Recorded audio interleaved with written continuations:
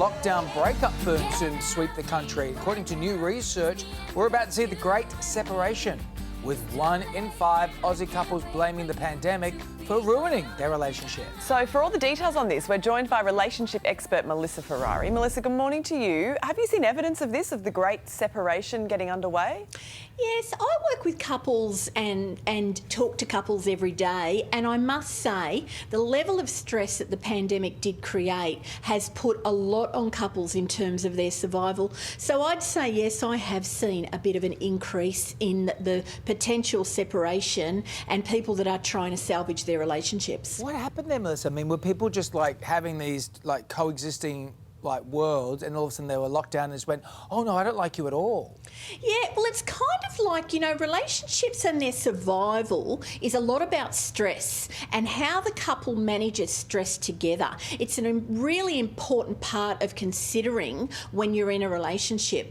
And something like the pandemic just caused so many stresses for so many that for some, they just couldn't really, you know, the word I use is metabolise it and be able to actually navigate it more easily. And I think being a couple that already puts the relationship first and are good at managing these stressful situations that come along so often, but something like this was just, it was too big, and it really did tip some relationships, unfortunately. How can you tell if your relationship is salvageable or not after lockdown? Well, I think being able to notice things like, you know, if there is a lot of contempt and stonewalling that seems to be going on for days, that's not good.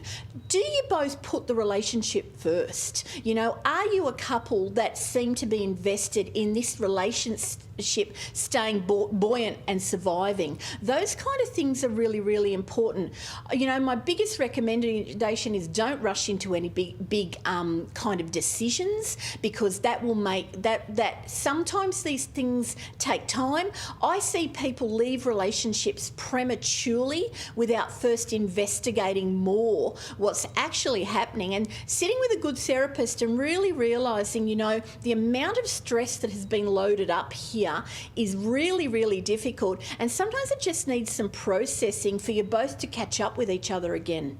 So what is this Great Separation going to mean for the dating world? I mean, are there going to be more singles out there, or is it just going to mean there's more baggage on those singles out there?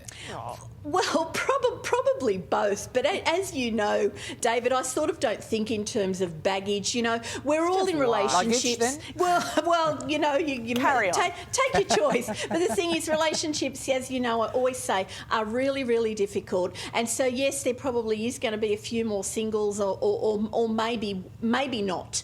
But it's still somewhere where I think mindfulness, if you are in the dating world, and approaching people carefully at the moment, because people have been loaded up with a lot of stress. We're all emerging. Christmas is coming, which is another stressful time. So take care of each other if you are in the dating world. That would be my recommendation. Yeah, be gentle. Spicy out there. Yeah. Thank you very much, Melissa. Thank you. We'll see you again soon. Thanks, Always Melissa. full of great advice, isn't she?